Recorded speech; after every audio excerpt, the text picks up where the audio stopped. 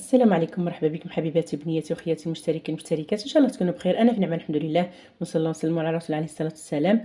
حبيباتي نشكركم جزيل الشكر على دعمكم وتحفيزكم من قناتي.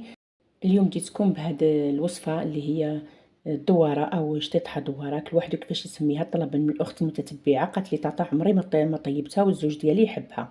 تبع معايا حبيبتي لاخر النهايه. عندنا حبه بصل كبيره حطيناها في الاشوار، او ربيوها بالشي اللي عندكم. المهم تكون مربيه مليح. انا هنا عندي القطع الدواره تاعي اللي كنا في العيد خدمناها، يعني غسلوها الرجاله و يعني خدموها مليح مليح. وانا غير سلقتها في الماء والرمد وشويه الخل والملح، ومن بعد غير طابت قطعتها قطع صغيره جدا وحطيتها في كيس بلاستيكي وحطيتها في المجمد. وكما قلت لكم نجبدوها وقت الحاجه كما راكم تشوفوا. على بالي راح تقولوا لي وعلاش ما خليتهاش تطلق ومن بعد طيبتها. كما على بالكم تعطيكم نورا دائما زربانه. اخر لحظه نخمم واش نطيب، وعلى بها جبتها مباشره من الكونجيلاتور، يعني من مجمد حطيتها في هذا الكوكوط. حطيت عليها مغرفه كبيره من طوماط كونسونطري اللي هي طماطم مصبره، حطيت عليها مغرفه كبيره من الملح، وحطيت عليها ايضا التوابل هنا عندنا شويه درسه اللي هي آه، الفلفل الحار، الفلفل الاحمر، الفلفل الكحل، الكزبر. يعني هذا الشطيحه تحب التوابل بزاف بزاف. الفلفل الاحمر عكري، الحار والحلو. المهم التوابل اللي عندكم ديروه مع ورق رند، وايضا ربيطه معدنوس، وبيان سور الثوم. هنا بالنسبه للطماطم، كاينه واحد الاخت قالت لي انه الطماطم تاعي يعني طماطم مصبره كي نحطهم في الفريجيدير يفسدوا لي. حبيبتي فرغها القرعه البواطه تاعك عفوا، فرغيها في هذه القرعه تاع الزجاج تكون معقمه بيان سور، وديري عليها شويه زيت، ودائما هبطي الجوانب. دائما نقول لكم الملعقه كتجيو تجبدوا بها لازمها تكون ناشفه، على بها كيفسدوا، يعني يديروا فيهم لي شامبينيون ومامطو يتاكسدوا. درت هنايا شويه ما بيان سور ما راحش نقلي الكرشه او الدواره تاعي غير هكذاك مع لي زيبيس راح يتحرقوا لكم. نحطوا شويه ماء وحوالي نصف كاس ونخليو كل شيء يتقلى مع بعض مع شويه زيت المائده بيان سور. ما كترتش لانه الدواره تاعي فيها شحمه.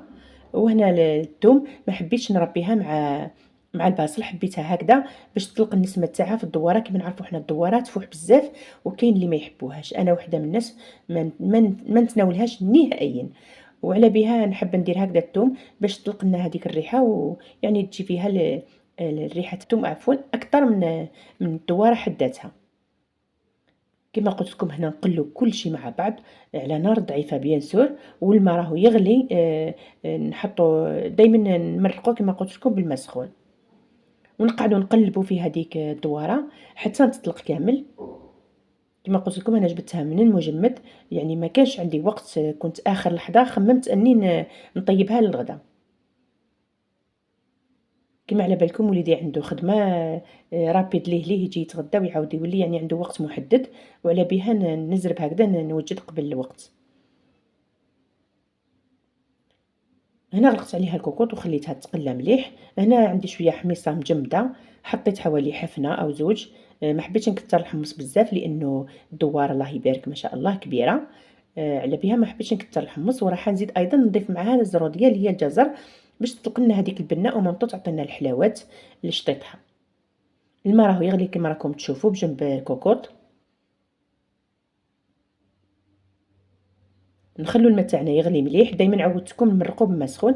هنا كانت الجزر او الزروديه ما كانش، حتى عيطت للزوج تاعي بعثها لي، وعلى بها حطيتها روطار. نورمالمون نحطو كلشي مع بعض يتقلى، سواء الحمص ولا سواء الجزر. وانتم حبيباتي تقدروا ديروا اي خضر عندكم، ماشي شرط ديروا الجزر ولا شرط تحطوا، ولكن الحميصه لازمها تكون مع الدواره. هنا كما راكم تشوفوا بعد ما غلقت مرقت وغلقت عليها الكوكوط طابت ما شاء الله. الجزر راهي ولات يعني بورطو، يعني لحقتني في اللحظه الاخيره. الزروديه يحبها الزوج ديالي بزاف وايضا وليدي، وعلى بها حطيتها مؤخرا. نتوما حطوا كل شيء مع بعض، قلوا كل شيء راح تجيكم بالنعس الله يبارك. هنا بعد ما طابت الكرشه تاعي راهي طايبه شحمه كما راكم تشوفوا. حبيت نحضر معاها الكسره رخسيس والمعتاده عندي واللي ما نبدلهاش باي وصفه. وهذه الكسره تاع لميمه ربي يرحمها ويجعل قبرها روضه من رياض الجنه، ادعو لها حبيبتي بالرحمه، لانه هذه الوصفه تاعها. واحد الاخت مشتركه في حطيت واحد لا فيديو في الايام السابقه، قالت لي طاطا وعلاش قلتي 2 كيسان ونص سميد مع نصف كاس زيت؟ لا لا حبيبتي، انا نحط 2 كيسان ونصف سميد مع ربع كاس زيت. اذا كانوا 5 كيسان سميد نديرو نصف كاس زيت. وهذه هي الوصفه تاعي، مع مغرفه كبيره من الملح، وايضا مغرفه متوسطه من خميره الخبز. هذا مكان ونطمو بالماء دافي. هذا واش فيها الكسره هذه، شحال من مره حطيتها وهكذاك وعليها الطالب بزاف، دائما نحضرها لكم. وحبيباتي الاخت هذه ما تبعتش لا فيديو من الاول للاخر، وكتبت لها في التعليق قلت لها روحي عاودي لا فيديو من الاول للاخر، رايحه تفهم واش قلت على الكسره هذه. هنا عندي 2 قرصات يعني 2 خبزات، يعني فيهم 5 كيسان، 2 كيسان ونص القرصه و2 كيسان ونص القرصه مع نصف كاس زيت طبعا. وهنا عروستي راهي عجبتها الكسره تاعي وقالت لكم طب جربوها ما تندموش. وفعلا الكسرة تجي كاطو يعني مقرمشة وبنينة، ممكن نكون نطيب فيها واحد الريحة ما عندي ما نقول لكم، ريحة تاعها تلحق حتى للطريق يشموها من برا. هنا حبيبتي الغدا تاعي راه واجد، رايحه نسربي لوليدي والزوج ديالي وعروستي ان شاء الله ياكلوها بالصحه والهنا. ونديرو عليها شويه معدنوس مقطع او شويه دبشه. كما قلت لكم الدبشه ما كانتش كاينه، وحوسوا الفيلاج كامل قلبوا باش لقاو لي شويه دبشه، جبت بها زينتها. ومن وليدي يحب هذه الدبشه يموت عليها في الشطاطح، في شوربه فريك، شوربه فرميسال.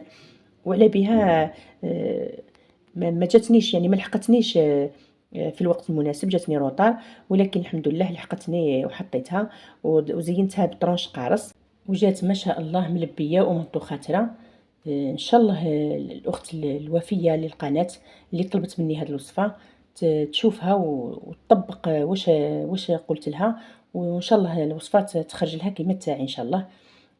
حبيباتي انا ما كما على بالكم ما نتناولش هذا الدواره وهذا اللحم وهذا كامل واش يتعلق باللحوم كامل ما ناكلهاش.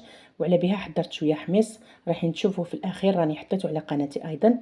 حبيباتي هنا نخليكم تكملوا الفيديو الاخر النهايه، وما تنسونيش دائما كما عودتوني بلي جميل كومونتير، واي حاجه حبيتوا تستفسروا عليها اكتبوا لي حبيباتي في التعليق في لي كومونتير، راح نرجع عليكم مباشره.